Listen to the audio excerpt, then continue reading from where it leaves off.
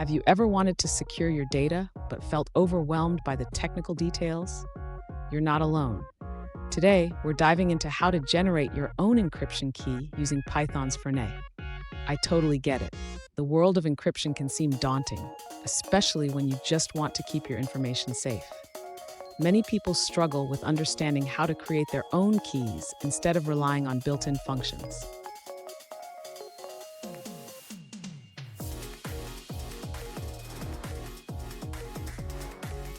Here's the specific question we're addressing today.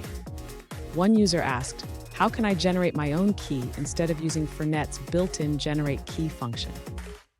If you've ever wondered the same, you're in the right place. So why would you want to generate your own key? Creating a custom key gives you more control over your encryption process and can enhance security. Let's break down how to do this step by step. And stick around. At the end, I'll share a crucial tip that will help you manage your keys securely. To generate your own key using Python's Fernet, the user should start by importing the necessary libraries. This includes the Fernet class from the cryptography.fernet module and the base64 module. Next, the user needs to generate a key manually. This can be done by calling the generate key method from the Fernet class and storing it in a variable. After generating the key, the user should create a Fernet object using the key they just generated. This object will be used for encryption and decryption. Now the user can encrypt a message. They should call the encrypt method on the Fernet object, passing in the message as a byte string. Finally, to decrypt the message, the user can call the decrypt method on the Fernet object, passing in the token. This will return the original message. Fun fact, the concept of encryption dates back thousands of years. Ancient civilizations used simple ciphers to protect their secrets. Today we have powerful tools like Python to do the same. Now let's look at the answers provided by other users.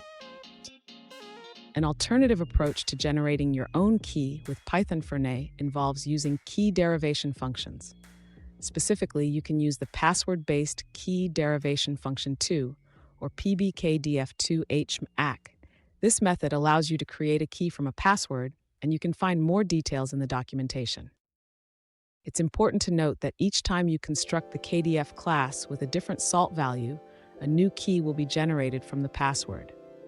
For custom key derivation functions, you can refer to the source code for KDF and pbkdf2h-MAC to create a class that fits the required interface. That's all on that answer. Let's take a look at another one. An alternative approach to generating your own key with Python Fernet involves using a passcode. This method, while not highly secure, utilizes the MD5 hashing algorithm to create a key from your passcode. To use this method, you first define your passcode, then generate the key, and finally, you can encrypt and decrypt your data using the Fernet class. That's all on that answer. Let's take a look at another one. An alternative approach to generating your own key with Python Fernet involves using a password and salt. First, you import necessary libraries and create a password and a random salt. Then you use pbkdf2h-MAC to derive a key from the password and salt. Finally, you can encrypt and decrypt messages using this key. It's important to note that the salt must be stored alongside the password to regenerate the same key. While this method adds a layer of obfuscation, it may feel redundant compared to simply using Fernet's built-in generate key function. Here's the crucial tip I promised. Always keep your encryption keys in a secure location, like a password manager. This will help you avoid losing access to your encrypted data. And there you have it. You've learned how to generate your own encryption key using Python's Fernet. Remember, securing your data is essential. If you found this video helpful, please subscribe for more tips and tricks.